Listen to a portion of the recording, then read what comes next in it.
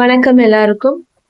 இன்னைக்கு என்ன டாபிக் அப்படின்னா, நீங்கள் ஆசைப்படும் நபர் உங்களை ஏற்றுக்கொள்வாரா அப்படின்னு சொல்லி பார்க்கலாம். ஒன் சைடட் லவ்வர்ஸ் நிறைய பேர் என்கிட்ட கேட்டீங்க ma'am, one side love readings போடுங்கன்னு சொல்லிட்டு அவங்களுக்கான வீடியோ. மற்றபடி டபுள் சைடு லவ்ல இருக்கிறவங்க, கல்யாணமானவங்க, எந்த ரிலேஷன்ஷிப்ல நீங்க இருக்கிறீங்க, லவ் ரிலேஷன்ஷிப்னாலும் இந்த வீடியோ பார்க்கலாம். இந்த வீடியோ ஒன் சைடட் லவர்ஸ்க்கு ரொம்பவே ஹெல்ப்ஃபுல்லா இருக்க போகுது. ஸோ உங்க மனசுல இருக்கிறவங்க உங்களை ஏத்துக்குவாங்களான்னு பாக்குறதுக்கு முன்னாடி நம்ம சேனலை ஃபர்ஸ்ட் என்ன பண்ணிக்கோங்க, சப்ஸ்கிரைப் பண்ணிக்கோங்க. நிறைய பேர் சப்ஸ்கிரைப் பண்ணாம பாக்குறீங்க. நம்ம சேனலை ஃபர்ஸ்ட் சப்ஸ்கிரைப் பண்ணுங்க, லைக் பண்ணி ஷேர் பண்ணி கமெண்ட் பண்ணுங்க. பக்கத்துல இருக்கிற பெல் ஐக்கான் கிளிக் பண்ணிக்கோங்க, ஆல் அப்படிங்கிற ஆப்ஷன் கொடுங்க. அப்பதான் நான் போடுற ஒரு வீடியோஸும் உங்களுக்கு நோட்டிபிகேஷனாக வரும். நம்ம சேனல்ல ஜாயின் பண்ணாதவங்க ஜாயின் பண்ணிக்கோங்க. For personal readings 8939767271 அப்படிங்கிற வாட்ஸ்அப் நம்பர் அணுகுங்க. 100க்கும் மேற்பட்ட டைப்ஸ் ஆஃப் பர்சனல் ரீடிங்ஸ் வந்து செய்து கொடுத்துட்டு இருக்கோம். வெறும் கார்ட்ஸ் மட்டும் வச்சு இல்லாம வெற்றிலை ரீடிங், குங்குமம் வாசிப்பு, மஞ்சள் வாசிப்பு, கேண்டில் ரீடிங், ரோஸ் ரீடிங், உங்களுக்கே தெரியும் நம்ம சேனல்ல பலதரப்பட்ட ரீடிங்ஸ் வந்து போட்டிருக்கோம் இல்லைங்களா? அது எல்லாமே பர்சனலாகவும் செய்து கொடுத்துட்டு இருக்கோம். ஸோ சப்ஸ்கிரைப் பண்ணி பாருங்க, அப்போதான் எல்லாருக்கும் நம்ம சேனல் போய் ரீச் ஆகும். ரிலேஷன்ஷிப்ல கஷ்டப்படுறவங்களுக்கு இது ஒரு பெரிய உதவியாக இருக்கும். இப்போ ரீடிங்ஸ்குள்ள போயிடலாம்.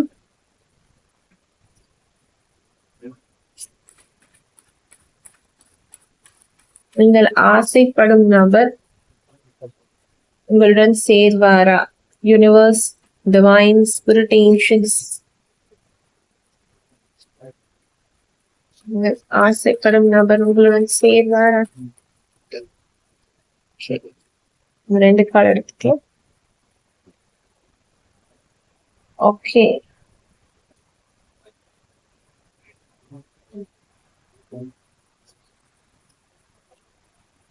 நீங்கள் ஆசைப்படும் நபர் உங்களுடன் சேர்வாரா?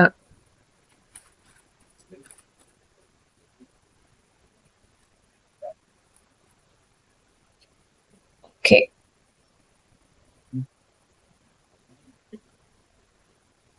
நீங்கள் ஆசைப்படும், இது வந்துட்டே இருக்கு, எடுத்துடலாமா? அப்பா அதுல இருந்து இது வந்துட்டு இருக்குது. ஓகே, நீங்கள் ஆசைப்படும் நபர் உங்களுடன் சேர்வாரா? Universe, divine, spirit, angels. Universe, divine, spirit, angels.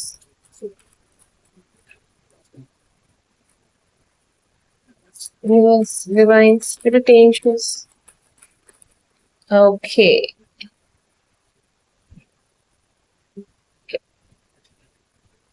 Okay.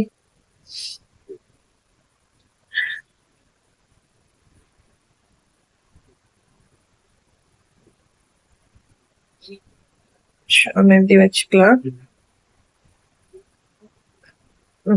Okay, இங்க இருந்து ஆரம்பிக்கலாம். 10 of swords அப்படின்னு சொல்லும் போது நீங்கள் ஆசைப்படும் நபர் உங்களுடன் சேர்வாரா அப்படின்னு பார்க்கலாம். can't get worse, அதாவது நீங்க ஆசைப்படும் நபர் உங்களுடன் சேருவதற்கான வாய்ப்புகள் வந்து நிறையவே இருக்கு. சோ நீங்க வந்து நம்ம ஆசைப்பட்டுட்டோமே, அவங்க நம்ம கூட சேருவாங்களா இல்லையா அப்படிங்கிற ஒரு கன்ஃபியூஷனுக்குள்ள இருக்கீங்க இல்லைங்களா? இது நடக்குமா நடக்காதா அப்படிங்கிற ஒரு டீப்பான ஒரு கன்ஃபியூஷன், அப்புறம் வருத்தம், கவலை, ஒரு ஏக்கத்துல இருக்கீங்க இல்ல?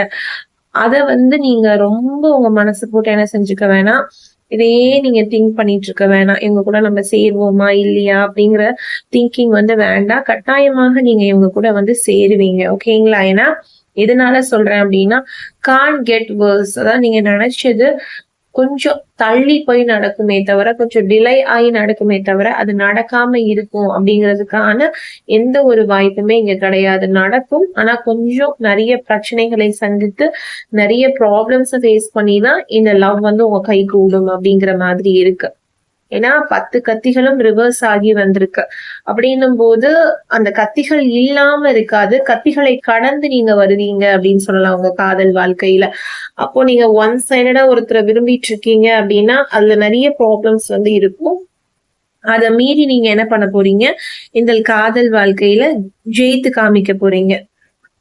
இது வந்து மேல் நோக்கி தான் வரும், ஒன்லி அப்வர்ட்ஸ். நீங்க நினைக்கிற மாதிரி இந்த பர்சன் வந்து உங்களை விட்டுட்டு போகணும்னு நினைக்கிறதோ, இல்ல உங்க மேல பிரியம் இல்லாம இருக்கிறதோ, காதல் இல்லாம இருக்கிறதோ, இல்ல உங்களை வெறுக்கிறதோ, இல்ல நீங்க விரும்புறீங்க, அவங்கள ஒன் சைடா விரும்புறீங்கன்னா, அது அவங்களுக்கு தெரியாம இருக்கிறதோ, அந்த மாதிரி இருக்கிறதுக்கான வாய்ப்புகள் வந்து கிடையவே கிடையாது. இந்த ரிலேஷன்ஷிப்ல வந்து முக்காவாசி நாட்கள் வந்து நீங்க தான் அவங்கள நினைச்சுட்டு இருக்கிற மாதிரி இருக்கே தவிர, அவங்க உங்களை நினைக்கிறாங்க அப்படிங்கிறதுக்கான சின்ன க்ளூ கூட உங்களுக்கு தெரியாம தான் இருக்கும். ஏன்னா அவங்க உங்களை நினைக்கிறாங்களா இல்லையாங்கிறதே உங்களுக்கு ப்ராப்பரா தெரியாது. ஏன்னா அவங்க ஒரு சைடு இருப்பாங்க, நீங்க ஒரு சைடு இருப்பீங்க. இது ஒன் சைடட் ரிலேஷன்ஷிப் வேற இல்லைங்களா? சோ நீங்க ஒரு சைடு இருப்பீங்க, அவங்க ஒரு சைடு இருக்கும்போது அவங்க என்ன மனசுல எக்ஸாக்டா நினைக்கிறாங்கங்கிறது உங்களால கிரகிக்கவே முடியாது. இந்த ரிலேஷன்ஷிப் வந்து உடைஞ்சு போயிருமோ, நம்மள விட்டுட்டு போயிருமோங்கிற பயம் தான் அதிகமா இருக்கும். அவங்க கூட நீங்க சரியா பழகாம பேசாமலேயே என்ன ஆயிடும்னா, அவங்கள உங்களால சரியா பார்க்க முடியாது. அதாவது வழக்கமா நீங்க அவங்கள ஒரு இடத்துல பார்த்துட்டு இருப்பீங்க. ஆனா சில நாட்கள் அவங்க அந்த இடத்துக்கு வரமாட்டாங்க. கரெக்ட்டா அங்க போய் நீங்க அவங்கள பார்க்க முடியாது. உங்களுக்குள்ள ஒரு பிரிவு ஏற்படும். அவங்கள நீங்க பார்க்க முடியாத மாதிரியான சூழ்நிலைகள் வந்து ஏற்படும். இப்போ நீங்க வந்து டபுள் சைடா லவ் பண்ணிட்டு இருக்கீங்க, இல்ல நீங்க மேரீடா இருக்கீங்க, இல்ல வந்து நீங்க நெக்ஸ்ட் செகண்ட் மேரேஜ் அப்படின்னாலுமே இந்த ரீடிங்ஸ் வந்து உங்களுக்கும் மேட்ச் ஆகதான் செய்யுது. ஏன்னா நீங்க வந்து டபுள் சைடடா லவ் பண்ணிட்டு இருந்தாலுமே உங்களுக்கு நோ கான்டாக்ட் அப்படிங்கிற ஒரு ரிலேஷன்ஷிப்ல நீங்க போயிருவீங்க.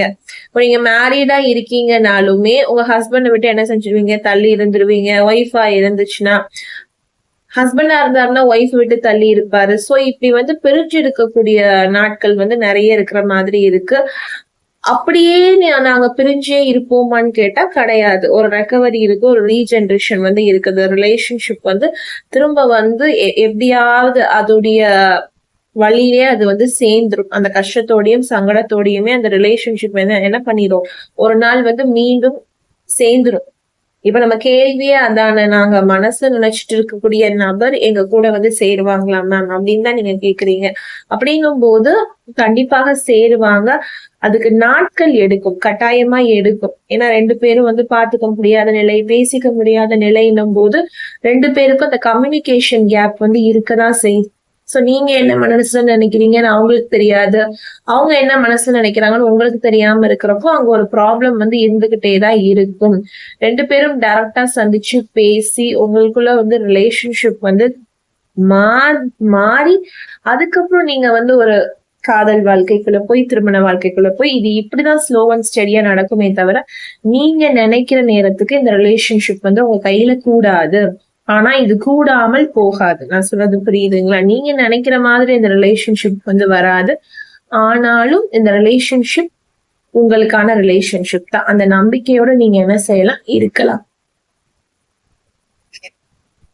அடுத்த கார்டு பார்க்கலாம். 7 ஆஃப் ஸ்வார்ட்ஸ். 7 ஆஃப் ஸ்வார்ட்ஸ்ன்னு சொல்லும்போது நான் இந்த கார்டுக்கு என்ன சொல்லியிருந்தேனோ அதேதான்.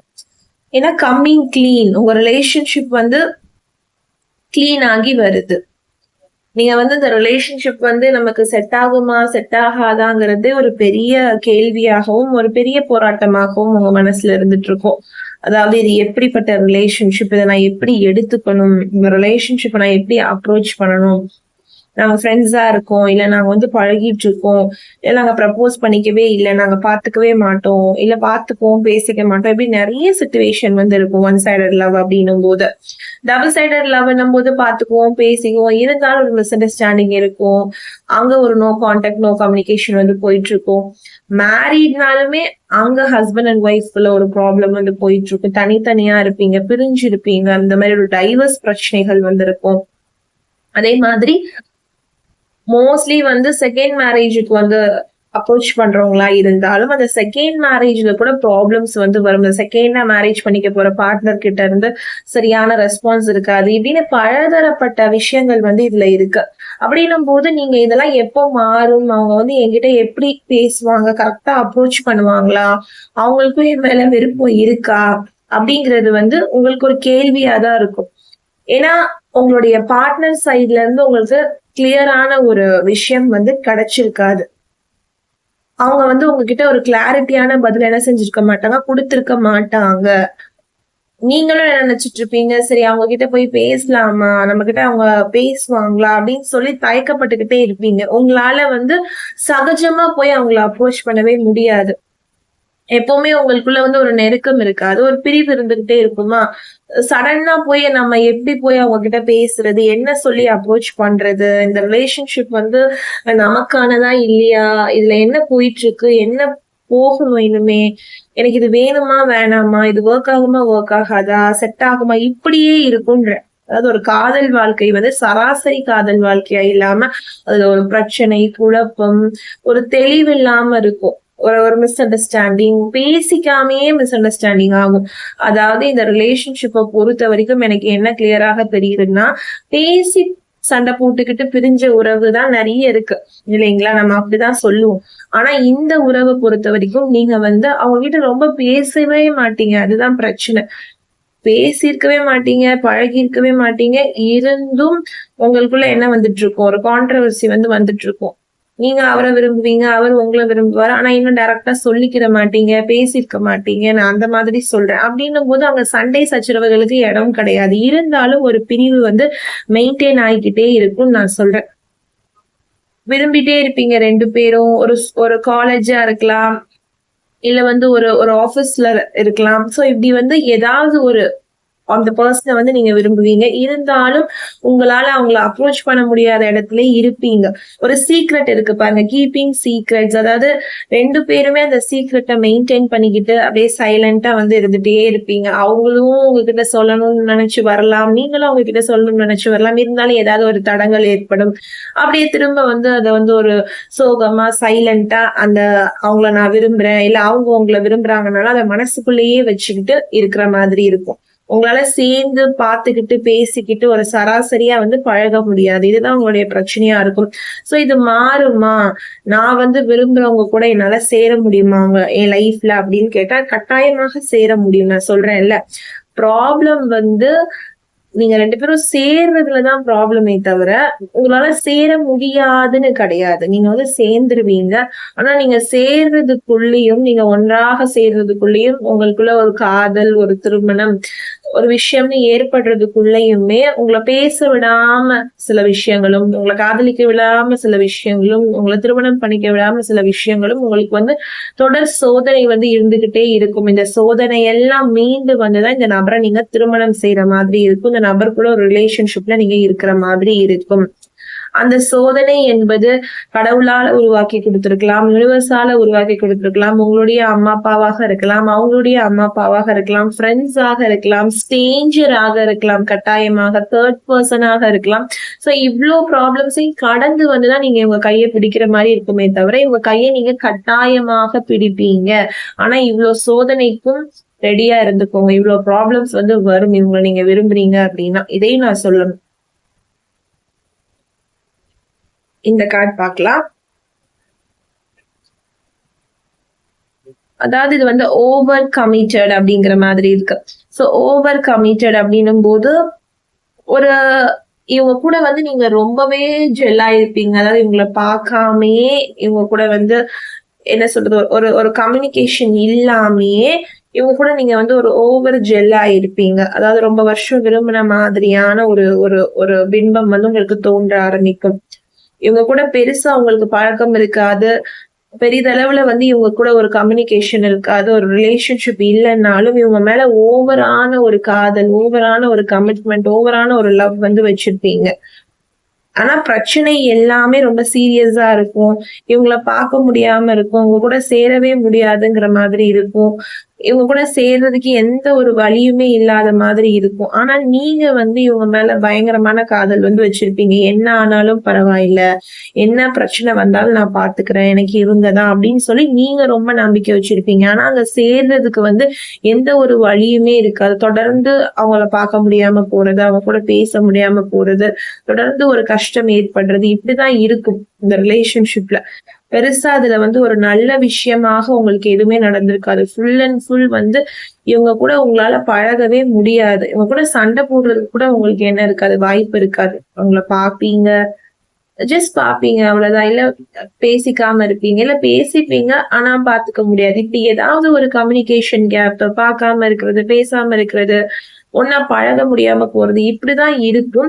இருந்தாலும் இவங்க மேல நீங்க பயங்கர கமிட்மெண்ட் வந்து வச்சிருப்பீங்க. அதாவது இவங்க தான் எனக்கு அப்படின்னு சொல்லி ஓவரா இவங்க மேல நீங்க கமிட்மெண்ட் வச்சிருப்பீங்க. பிரச்சனை எல்லாம் நிறைய இருந்தாலும், சீரியஸாக இருந்தாலும், இவங்க கூட சேரவே முடியாதுன்ற மாதிரி நிலைமை இருந்தா கூட இவங்க மேல நீங்க ஓவரான அன்பு, ஓவரான காதல் வந்து வச்சிருப்பீங்க. இவங்க நீங்க அதிகமா ப்ரியாரிட்டைஸ் பண்ணுவீங்க.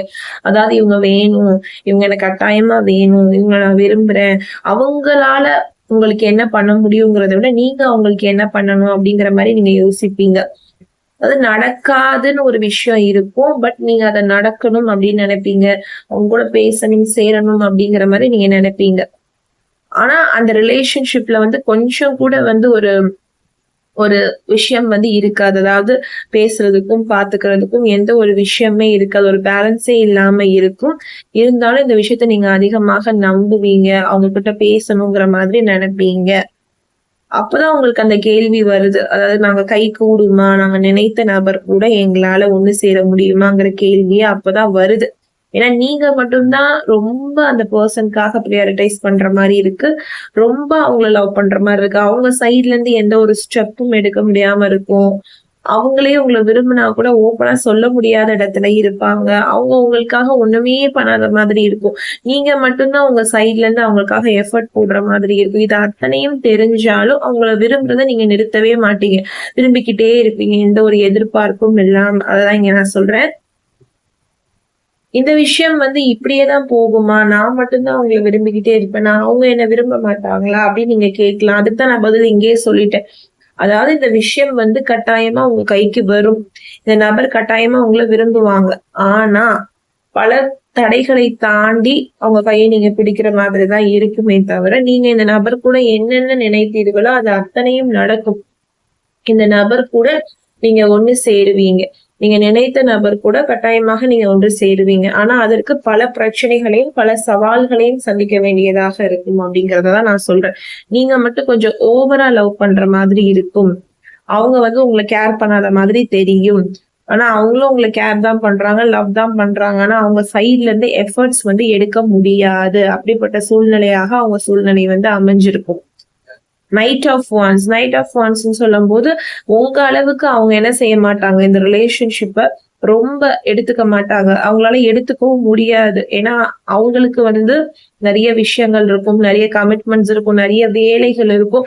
இத அத்தனையும் தாண்டி அவங்க உங்கள நினைக்கக்கூடிய அந்த சந்தர்ப்பம் வந்து மோஸ்ட்லி அமையாது அப்படின்னு தான் சொல்லணும். அப்படியே அமைஞ்சா கூட யாராவது வந்து தடுத்து விட்டுட்டு போயிட்டே இருப்பாங்க. அதாவது ஏன் நீ இந்த பெர்சன போய் உட்கார்ந்து நினைச்சிட்டு இருக்க? இவர போய் ஏன் நினைச்சிட்டு இருக்க? இல்ல இவங்கள போய் ஏன் நினைச்சிட்டு இருக்க? உன் வேலைய வந்து பாரு. உனக்கு அவ்ளோ வேலை இருக்குல்ல, வா அப்படின்னு சொல்லி யாராவது என்ன செஞ்சுட்டே இருப்பாங்க. தடுத்து விட்டுக்கிட்டே இருப்பாங்க. அவங்களே உங்கள நினைக்கிறது வந்து ரொம்ப கஷ்டம் தான். எப்பயாவது தான் உங்கள நினைக்கிறாங்கன்னு வச்சுக்குவோமே, உதாரணத்திற்கு. ஆனா அவங்க அப்படி நினைச்சா கூட உங்களுடைய நினைவு வரவிடாம அவங்கள செய்யறதுக்கு அவங்க கூட சில நபர்கள் வந்து இருந்து கொண்டே இருப்பாங்க. அதுதான் நான் சொல்றேன். நீங்க தான் ஓவராக விரும்புவீங்க. அவங்க உங்கள விரும்புவாங்க. ஆனா அது வெளியிலே தெரியாது. சைலன்ட்டா விரும்பிக்கிட்டே இருப்பாங்க. அப்படியே உங்கள பத்தி ஏதாவது பேசணும், செய்யணும்னு நினைச்சாலும், அந்த இடத்துல யாராவது ஒருத்தர் தடுத்துக்கிட்டே இருப்பாங்க. தடங்கல் பண்ணிக்கிட்டே இருப்பாங்க. சோ இந்த ரிலேஷன்ஷிப்ப பொறுத்தவரைக்கும் சோதனைகள் ஓவராக இருக்கும். இவங்கள நீங்க கை பிடிக்கணும்னு நினைச்சீங்க அப்படின்னா, பயங்கர பிரச்சனைகளுக்கு வந்து உள்ளாகுற மாதிரி இருக்கும் அப்படின்னு சொல்றேன். ஈவன் தோ இந்த காதல் நேர்மையான காதலாக இருந்தாலும், இது ஒரு தவறான காதல் இல்ல. இது ஒரு நல்ல காதல். நான் உண்மையாக விரும்புறேன். உண்மையாக நேசிக்கிறேன். அவங்க எனக்கு வேணும். அவங்க இல்லாம என் வாழ்க்கை இல்ல அப்படின்னு இருந்தா கூட, இதுல வழக்கத்த விட அதிகமான பிரச்சனை, சண்டை, குழப்பம் இவ்வளவு விஷயங்கள் இருக்கும். இத அத்தனையும் நான் ஃபேஸ் பண்றதுக்கு ரெடியா இருக்கேன் மேம் அப்படின்னு சொன்னா மட்டும் தான் நீங்க இந்த ரிலேஷன்ஷிப்குள்ள என்டர் ஆக முடியும். முக்கியமாக ஒன் சைடட் லவ்வர்க்கு நான் சொல்லிட்டு இருக்கேன். சோ நீங்க ஒன் சைடடா லவ் பண்ணிட்டு இருக்கீங்க அப்படின்னா, இதுல நீங்க கவனமாக இருங்க. அப்புறம் நான் சொன்ன மாதிரி டபுள் சைடடா லவ் பண்ணிட்டு இருக்கவங்களும் சரி, மேரேஜ் பண்ணியிருக்கிறவங்களும் சரி, செகண்ட் மேரேஜுக்கு வெயிட் பண்றவங்களும் சரி, எல்லாத்துக்குமே இது பொருந்தும். நீங்க ஒரு நபர விரும்பிக்கிட்டு இருக்கீங்க அப்படின்னா, அவங்க கூட எந்த சூழ்நிலையிலயும் நான் இருப்பேன். அவங்கள விட்டு நான் போக மாட்டேன். எவ்வளவு ப்ராப்ளம் வந்தாலும் அவங்க எனக்கு வேணும் அப்படின்னு நினைக்கிற மைண்ட் செட்டோட இந்த உறவ வந்து நீங்க அணுகுங்க. ஏன்னா கட்டாயமாக இதுல பிரச்சனைகள் வந்து வரத்தான் செய்யும். ஏன்னா கார்ட்ஸ் பார்க்கும் போதே தெரியுது. அப்படியாக இருக்கும்போது உங்க பர்சன் என்ன நினைக்கிறாங்க, இந்த ரிலேஷன்ஷிப் வந்து நமக்கு வேணுமா? சில நேரங்கள்ல அவங்களுக்கு அப்படி நினைக்க தோணும். ஏன்னா அவங்கள பத்தி நினைக்கும் போது யாராவது ஏதாவது அவங்கள சொல்றாங்களா? அப்ப அவங்க என்ன நினைச்சிடுறாங்க, இந்த ரிலேஷன்ஷிப் வந்து வேணுமா? எதுக்கு? அப்படிங்கிற மாதிரி அவங்க எனர்ஜி என்ன ஆகுது, ஸ்கேட்டர்ட் ஆகுது. தெரியுதுங்களா? எனர்ஜி வந்து அங்கன்னு போய் உட்கார்ந்துருது. ஒரு கட்டத்துல உங்க மேல நேர்கோட்டுல வந்து அவங்க எனர்ஜி நிக்குது. அவங்க உங்கள பத்தி நினைக்கிறாங்க. அந்த நேரத்துல யாராவது ஒருத்தர் என்ன பண்றாங்க, சோதனைக்குன்னே உங்கள பத்தி நினைக்க விடாம பண்றாங்க. அப்ப அவங்க என்ன பண்றாங்க, டக்குன்னு உங்க எனர்ஜி என்ன பண்ணிடுறாங்க, உங்க மேல நினைக்கிறத வந்து நிறுத்திடுறாங்க. அங்கங்க கொஞ்சம் வேலை பாக்குறாங்க, கொஞ்சம் சாப்பிடுறதுல, கொஞ்சம் தூங்குறதுல, கொஞ்சம் அடுத்தவங்ககிட்ட பேசுறதுல, கொஞ்சம் பேரண்ட்ஸ்ட திட்டு வாங்குறதுல, வெளியாட்கள்ட்ட திட்டு வாங்குறதுல அவங்க எனர்ஜி வந்து அங்கங்க போய் நிக்குது. அப்போ உங்க மேல இருக்க கான்சென்ட்ரேஷன் வந்து உங்களுக்கு குறைய ஆரம்பிக்குது. அதனால உங்களுடைய காதல் வாழ்க்கையில தாமதம், ஸ்ட்ரெஸ், ஃப்ரஸ்ட்ரேஷன், குழப்பம் கட்டாயமாக ஏற்படும். இதை ஏற்படுத்துறதுக்குன்னே, இந்த சோதனை கொடுக்கறதுக்குன்னே உங்க காதல் வாழ்க்கையில ஆட்கள் வந்து இருப்பாங்க. உங்கள அவ்வளவு ஈஸியா சகஜமா அப்படியே சேர்ந்துக்கோங்கப்பா, கல்யாணம் பண்ணிக்கோங்கப்பான்னு சொல்ல மாட்டாங்க. நிறைய ப்ராப்ளம்ஸ் வந்து இதுல நீங்க ஃபேஸ் பண்ணணும் நான் சொன்ன மாதிரி. ஆனா கட்டாயமாக இந்த நபர் கூட சேருவதற்கான வாய்ப்பு உங்களுக்கு இருக்கு. Chances are heavy. ஓகேங்களா? கட்டாயமாக நீங்க நினைத்த நபர் கூட சேருவீங்க. உங்க மனசுல நீங்க இருக்கீங்க. ஆனா அவங்க உங்களை நினைக்க விடாம செய்யறதுக்கு ஆட்களும் ஜாஸ்தி. உங்களை பத்தி எப்பெல்லாம் நினைக்கிறாங்களோ அப்பெல்லாம் ஒரு கேட்ட போட்டுருவாங்க. அப்ப எப்படி அவங்க உங்களால முழு மனதோட அவங்க நினைக்க முடியும்? அப்போ உங்களை பார்த்தாலும் பார்க்காத மாதிரியும், பேசினாலும் பேசாத மாதிரியும், காதல் இருந்தாலும் இல்லாத மாதிரியும் தான் இருக்கும். இந்த நிலை எப்ப மேம் மாறும்? இது கடக்கணுமா? நாங்க ரொம்ப கஷ்டமா இருக்குன்னு கேட்டா, இந்த நிலை எப்பொழுது மாறும் என்றால் அதை நீங்க கடந்து போகும்போதுதான் தெரியும். இந்த நிலை இப்ப மாறிடும், நாளைக்கு மாறிடும், அடுத்த நாள் மாறிடும், ஒரு வருஷம் கழிச்சு மாறிடும், 10 வருஷம் கழிச்சு மாறிடும் சொல்ல முடியாது. பிரச்சனை என்பது இருந்து கொண்டேதான் இருக்கு. அதை மீறி நீங்களும் அவங்களும் சேர்ந்து முடிவெடுத்து ஒரு ரிலேஷன்ஷிப்குள்ள போய் நீங்க ரீச் அவுட் பண்ணணும். இதற்கு பொறுமை அவசியம், உண்மையான காதல் அவசியம், கடவுள் நேரம்னு ஒண்ணு இருக்கு, அதாவது டிவைன் டைமிங், அதை நீங்க நம்பணும். இது எல்லாத்தையும் நம்பி இந்த ரிலேஷன்ஷிப்ல நீங்க இறங்கும் போது, இது எவ்வளவு நாட்கள் ஆனாலும், எத்தனை வருடங்கள் ஆனாலும், இவங்களுக்காக நான் காத்திருப்பேன், இவங்களுக்காக நான் இருப்பேன்னு சொல்றவங்களால மட்டும்தான் இந்த ரிலேஷன்ஷிப்ல சக்சஸ் பண்ண முடியும். நான் சொல்றது புரியுதா? எல்லாராலையும் இந்த ரிலேஷன்ஷிப்பை சக்சஸ் பண்ண முடியும். ஆனா கட்டாயம் யாரால சக்சஸ் பண்ண முடியும் அப்படின்னா, டிவைன் டைமிங்க நம்புறவங்க, இந்த காதல் வாழ்க்கையில உறுதியா உண்மையா இருக்கிறவங்க, எவ்வளவு பிரச்சனைகள் வந்தாலும் எனக்கு இவங்க வேணும் அப்படின்னு கட்டாயமாக நிக்கிறவங்களால இந்த ரிலேஷன்ஷிப்பை சக்சஸ் பண்ண முடியும். என்னடா இவ்வளவு சோதனையா இருக்கே, இது எப்போ முடியும், இது என்னைக்கு முடியும், எனக்கு அந்த நாள் தெரியணும்னு நினைச்சீங்க அப்படின்னா, அந்த நாள் கடவுள் கையில தான் இருக்கும். அவர் தான் உங்களுக்கு உங்களுடைய உண்மையை பார்த்தும் உங்களுடைய காதலை பார்த்தும் கண் திறக்கணும். அது வரைக்கும் நீங்க என்ன செய்யணும், கட்டாயமா வெயிட் பண்ணி தான் ஆகணும். இதுல கால நேர வரையறை கிடையாது. டைம் ப்ரிடிக்ஷன் வந்து இதுல கிடையாது. ஒன்லி லவ் இருக்கா இல்லையா? லவ் இருக்கு இந்த பர்சனுக்கு உங்க மேல, அவங்களுக்கும் உங்க மேல லவ் இருக்கு, உங்களுக்கும் உங்க மேல லவ் இருக்கு. பட் சேர்றதுக்கு வருடங்கள் ஆகலாம், நிறைய வருடங்கள் ஆகலாம். ஆனா நீங்க அது வரைக்கும் என்ன செய்யணும், அமைதியாக காத்திருக்கணும். அது மட்டும்தான் உங்க கார்டுல பார்க்கும்போது எனக்கு தெரியுது. கார்ட்ஸ்ல என்ன இருக்கோ அதை நான் அப்படியே சொல்லிட்டேன். இந்த ஹெர்மெட்ன்னு சொல்லும் போது அந்த ஒரு புரிதல், இவ்வளவு நேரம் நான் சொன்னேன் இல்லைங்களா, உங்களை புரிஞ்சுக்க ஆரம்பிங்க. உங்களுக்கு என்ன தேவை, இந்த நபர் வேணுமா, இந்த நபருக்காக வெயிட் பண்ண முடியுமா, இல்ல இந்த நபர் எனக்கு வேண்டாமா அப்படிங்கிற டெசிஷன் வந்து உங்க கையில தான் இருக்கு. நீங்க கட்டாயமா இவரை விரும்புறீங்க, இவர் இல்லாம இருக்கவே முடியாது, அந்த உண்மையை நீங்க புரிஞ்சுக்கும் போது ஒரு தனிமையில போய் உட்காருங்க, கண்ணை மூடி உட்காருங்க. இவங்க மேல எவ்வளவு லவ் வச்சிருக்கீங்கன்னு யோசிங்க. இந்த நபர் உங்களுக்கு வேணுமா வேண்டாமான்னு நீங்க யோசிச்சு பாருங்க. உண்மை உங்களுக்கே புரியும். உங்க மனசே உங்களை கைடன்ஸ் வந்து பண்ணும். ஓகேங்களா? இன்னர் கைடன்ஸ் அப்படின்னு இருக்கு பாருங்க. உங்க மனசே உங்களை கைட் பண்ணும். அப்படி உங்க மனசு உங்களை கைட் பண்ணும் போது உங்களுக்கே புரிய ஆரம்பிக்கும். சிலருக்கு என்ன சொல்லும், இல்ல நம்மளுடைய சுச்சுவேஷனுக்கு இவங்களுக்காக வெயிட் பண்றது பாசிபிள் கிடையாது, இவ்வளவு பிரச்சனையை மீறி நம்மளால வர முடியாது அப்படின்னு ஒரு சிலருக்கு கைட் பண்ணுதா. ஓகே, தப்பே கிடையாது, யூ கேன் மூவ் ஆன். இல்ல ஒரு சிலருக்கு மட்டும் என்ன சொல்லும், இல்ல எவ்வளவு பிரச்சனைகள் வந்தாலும் நான் இவங்க கூட தான் வாழுவேன், இவங்க கூட தான் இருப்பேன், என்னால முடியும், நான் அவங்கள நினைச்சுக்கிட்டே இருப்பேன், அவங்க கூட நான் ஒரு நாள் ஒண்ணு சேருவேன், எனக்கு அவங்கள ரொம்ப பிடிக்கும், நான் நேசிக்கிறேன் அப்படின்னு சொல்லுதா, வெயிட் பண்ணுங்க. எவ்வளவு காலமானாலும் உண்மையோடையும் நேர்மையோடையும் வெயிட் பண்ணுங்க. அந்த பர்சன் உங்களை விரும்புறாங்களா அப்படின்னு கேட்டா விரும்புறாங்க. ஆனா அவங்களால சொல்ல முடியாத இடத்துல அவங்க இருக்காங்க. நீங்க பிராங்கா சொல்லணும்னு நினைக்கிறீங்க. ஆனா அவங்க அந்த இடத்துல இல்ல.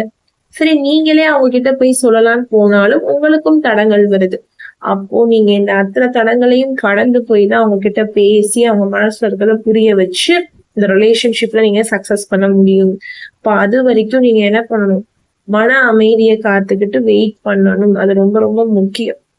சோ யாருக்கு என்ன முடிவு சரியா இருக்கோ அந்த முடிவுக்குள்ள நீங்க போகலாம். இவங்களதான் நினைக்கணும், இவங்களதான் உங்க லைஃப் பார்ட்னரா அக்செப்ட் பண்ணிக்கணுங்கிறது கட்டாயம் கிடையாது. உங்க ஆள் மனதே உங்களை கைட் பண்ணணும்னு சொல்றேன். கார்டுல இருக்கு பாருங்க, உங்க ஆள் மனதே உங்களை கைட் பண்ணும். நல்லா உங்க மனசை கேளுங்க. இவங்கதான் உங்களுக்கு வேணுமா, இவங்கதான் உங்க லைஃப் பார்ட்னரா கேட்டுட்டு ஒரு நல்ல முடிவை எடுங்க. ஓகேவா?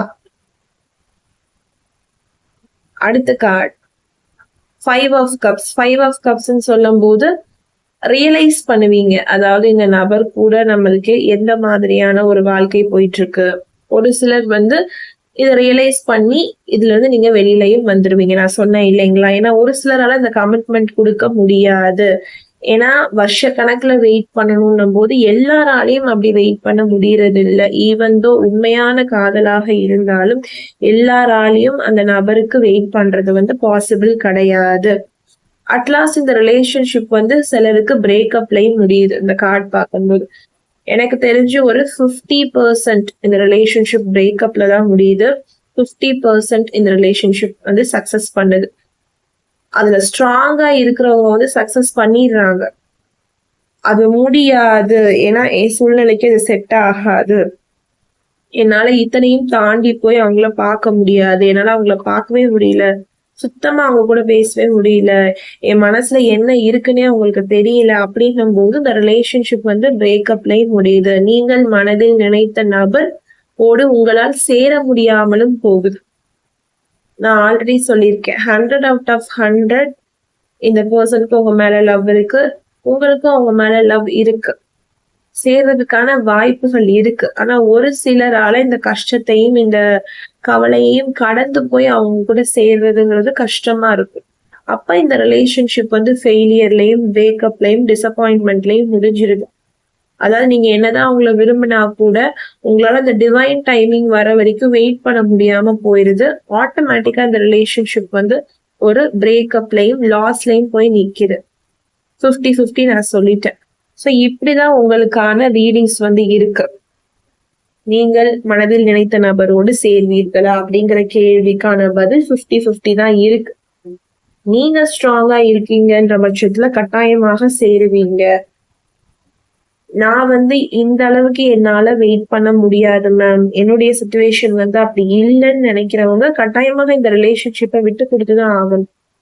உங்களால ஒரு ரிலேஷன்ஷிப்ல நிக்க முடியலன்னும் போது நீங்க அதுல இருந்து வெளியில வர்றது தப்பு கிடையாது. எல்லாராலையும் வெயிட் பண்ண முடியாது, நான் திரும்ப திரும்ப சொல்றேன். சோ இது உங்களுடைய சொந்த முடிவு தான். அவங்களுக்கு உங்க மேல ஃபீலிங்ஸ் இருக்கா, என்ன ஃபீலிங்ஸ் இருக்கு, எப்படிப்பட்ட ஃபீலிங்ஸ் இருக்குன்னு நான் சொல்லிட்டேன். இதுக்கு மேல உங்களுடைய ஓன் டிசிஷனை யூனிவர்ஸ் கிட்ட கேட்டு எடுங்க. உங்களை நான் கைட் பண்ணிட்டேன். நீங்க தான் உங்களுக்கு என்ன வேணும்னு தெளிவாக சிந்திச்சு முடிவெடுக்கணும். நன்றி, வணக்கம். Always manifest a wonderful life ahead. Stay positive, be positive. நம்மளுடைய ப்ரெடிக்ஷன் டைம்லெஸ் ப்ரெடிக்ஷன், ஓகேங்களா? ஸோ நீங்க எந்த காலத்துல இந்த ரீடிங் எடுத்து பார்த்தாலும் உங்களுக்கு ரெசனேட் ஆக தான் செய்யும். இதை இன்னைக்குதான் பார்க்கணும், நாளைக்கு தான் பார்க்கணும்னு கிடையாது. இன்னொரு 10 வருஷம் கழிச்சு நீங்க இந்த வீடியோ பார்த்தா கூட இது ரெசனேட் ஆகும். So timeless reading. அதே மாதிரி ஜெண்டர் பேஸ்ட் கிடையாது. ஆணாக இருந்தா பெண்ணுக்கு பாருங்க, பெண்ணாக இருந்தா ஆணுக்கு பாருங்க. This is general and common prediction. இது ஒரு பொதுவான வாசிப்பு தான். ஸோ பொருந்ததை எடுத்துக்கோங்க, பொருந்தாததை விட்டுருங்க. உங்களுக்கு என்ன நடக்குது உங்க ரிலேஷன்ஷிப்லன்னு தெரிஞ்சுக்கணும்னா பர்சனலாக ரீடிங்ஸ் எடுத்துக்கோங்க. அப்பதான் உங்களுக்கு என்ன நடக்குது, தேர்ட் பார்ட்டி இருக்காங்களா, இல்ல பிளாக் மேஜிக் ஏதாவது இருக்குதா, உங்க ரிலேஷன்ஷிப்ல நீங்க இப்ப என்ன ஃபேஸ் பண்ணிட்டு இருக்கீங்கன்னு என்னால டாரோ ரீடிங்ஸ் மூலயமாக கைட் பண்ண முடியும். கைடன்ஸ் வேணும்னு நினைக்கிறீங்க அப்படின்னா 8939767271 அப்படிங்கிற வாட்ஸ்அப் நம்பருக்கு ஒன்லி வாட்ஸ்அப் பண்ணுங்க. நான் உங்களை கைட் பண்றேன். 100க்கும் மேற்பட்ட வகையில பர்சனல் ரீடிங்ஸ் வந்து இருக்கு. உங்களுக்கு என்ன டைப் ஆஃப் ரீடிங் வேணும்னு சொல்லுங்க, நான் உங்களுக்கு அதுக்கு ஏத்த மாதிரியான கைடன்ஸ் வந்து கொடுப்பேன். நம்ம பிரேஸ்லெட் சேல் பண்ணிட்டு இருக்கோம். நம்ம கிட்ட வந்து வாங்குறவங்க வாங்கிட்டு தான் இருக்காங்க. உங்களுக்கும் கிறிஸ்டல் பிரேஸ்லெட், ரேக்கி ஹீலிங் பிரேஸ்லெட்ஸ் எல்லாம் வேணும் அப்படின்னா நம்மளுடைய வாட்ஸ்அப் நம்பர் 8939767271 அப்படிங்கிற வாட்ஸ்அப் நம்பருக்கு ஒன்லி வாட்ஸ்அப் பண்ணுங்க. ஆர்டர் வந்து பிளேஸ் பண்ணிக்கோங்க. பாய்.